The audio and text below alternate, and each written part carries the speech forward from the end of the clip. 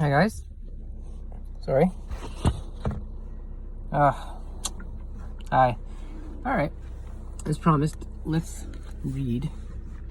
I Lived in the Garden of Allah by R.V.C. Bodley, descendant of Sir Thomas Bodley, who was the founder of the Bodleian Library in Oxford University. Author of Wind and Sahara, The Messenger, and 14 other volumes. So this is in a book called How to Stop Worrying and Start Living by Dale Carnegie. You know, the guy who's like in business and stuff. He's wrote all those books, like, you know, how to win friends and influence people, stuff like that. Okay.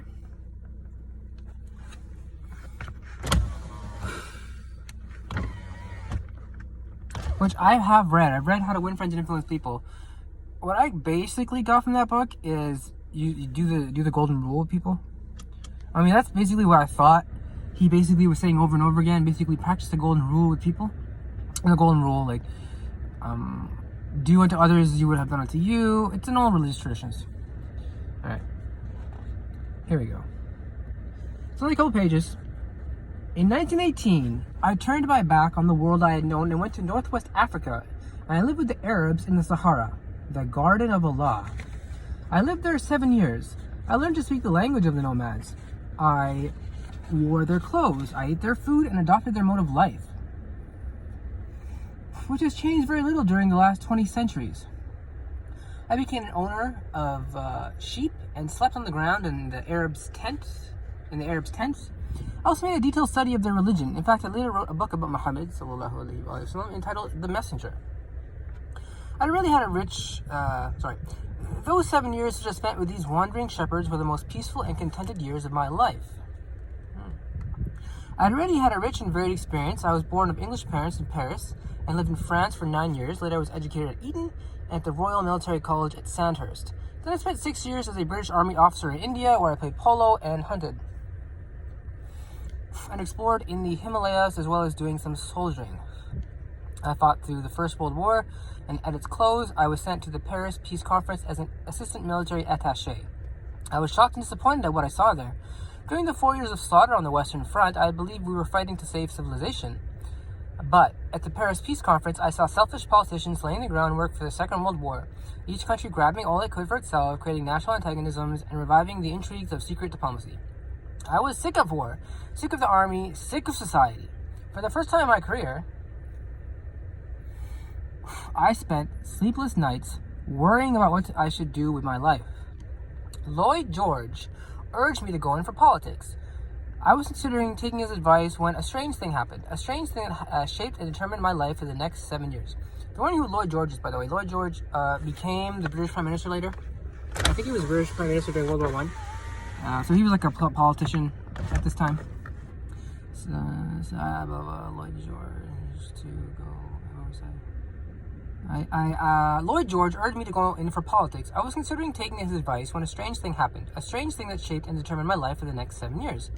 It all came from a conversation that lasted less than 200 seconds. A conversation with Ted Lawrence of Arabia, the most colorful and romantic figure produced by the First World War. He had lived in the desert with the Arabs, and he advised me to do the same thing. At first, it sounded fantastic. However, I was determined to leave the army, and I had to do something. Civilian employers did not want to hire men like me, ex-officers of the regular army, especially when the labor market was jammed with millions of unemployed. So I did as Lawrence suggested. I went to live with the Arabs. I'm glad I did so. They taught me how to conquer worry.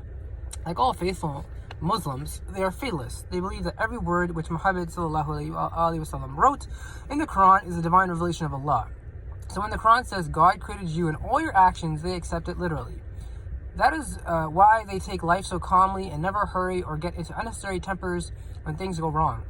And they know that what is ordained, and no one but God can alter anything. However, that doesn't mean that in the face of disaster, they sit down and do nothing. To illustrate, let me tell you of a fierce burning windstorm of the Sirocco, which I experienced when I was living in the Sahara. I don't know what Sirocco is. I guess it's part of the Sahara. It howled and screamed for 3 days and nights. It was so strong and so fierce that it blew sand from the Sahara hundreds of miles across the Mediterranean from the Sahara and sprinkled it over the Rhone Valley in France. The wind was so hot, I felt as if the hair was being scorched off my head. My throat was parched. My eyes burned, my teeth were full of grit. I felt as if I were standing in front of a furnace in a glass factory. Sorry guys, I need to just put my cigarette in my handy dandy little cigarette ashtray thing so that I don't make a mess. And everyone's like, don't put cigarettes on the thing, which is true. Okay, moving on. And what is he saying here? Full of regret. I felt as though I was standing in front of a furnace in a glass factory. I was driven as near crazy as a man can be and retain his sanity.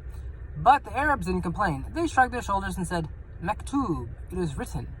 But immediately after the storm was over, they sprang into action. They slaughtered all the lambs because they knew they would die anyway, and by slaughtering them at once, they hoped to save the mother sheep. After the lambs were slaughtered, the flocks were driven southward to water, and this by huge rings of gas jets suspended from the ceiling.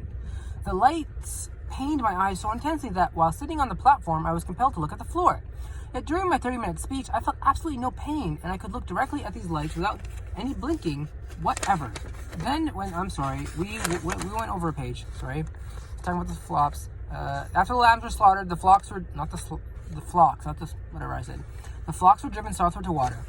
This was all done calmly, without worry or complaining, or mourning over their losses. The tribal chief said, "It is not too bad. We might have lost everything, but praise God, we have 40% of our sheep left to make a new start." Just 7 more paragraphs, very small paragraphs. I remember another occasion when we were motoring across the desert and a tire blew out. The chauffeur had forgotten to mend the spare tire, so there we were with only 3 tires. I fussed and fumed and got excited and asked the Arabs what we were going to do. They reminded me that getting excited wouldn't help, that it only made one hotter. The blown out tire, they said, was the will of Allah, and nothing could be done about it. So we started on, crawling along on the rim of a wheel. Presently the car sputtered and stopped, and we were out of gas. The chief merely remarked, Maktub.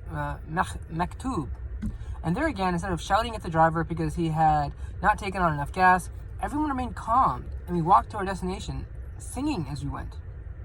The 7 years I spent with the Arabs convinced me that the neurotics, the insane, the drunks of America and Europe are the product of the hurried and harassed lives we live in our so-called civilization. As long as I lived in the Sahara, I had no worries. I found there, in the garden of Allah, the serene contentment and physical well-being that so many of us are seeking with tenseness and despair. Many people scoff at fatalism. Maybe they are right. Who knows? But all of us must be able to see how our fates are often determined for us. For example, if I had not spoken to Lawrence of Arabia at 3 minutes past noon on a hot August day in 1919, all the years that have elapsed since then would have been completely different.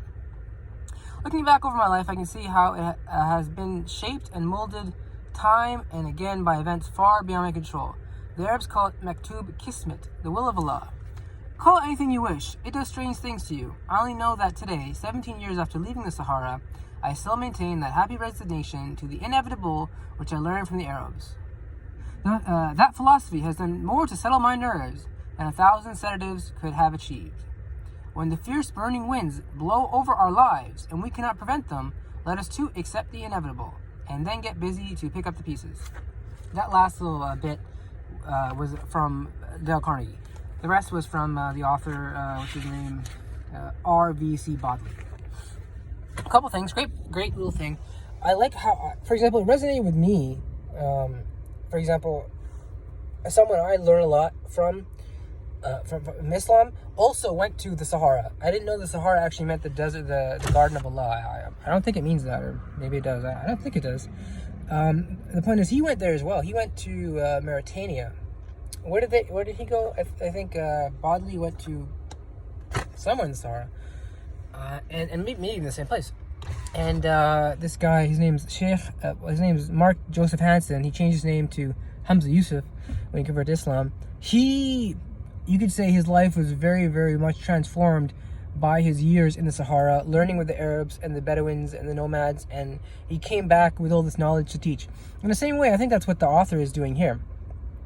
He went there, he learned the philosophy of how to survive in this horrible, horrible desert, where you have windstorms that are so powerful that the wind will literally, some of the sand will be moved from the Sahara to the valleys in France. That's how strong the wind was, and I guess how fierce it was, and also how hot it gets there.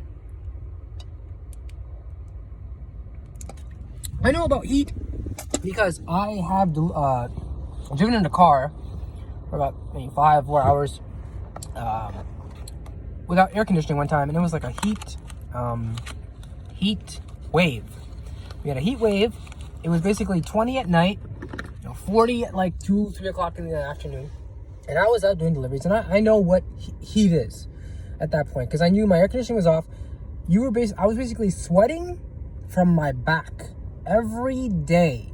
I'd come home, my shirt would be completely soaked in sweat.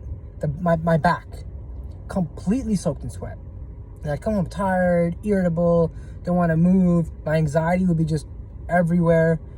And dehydration is a very, very bad thing for people to deal with.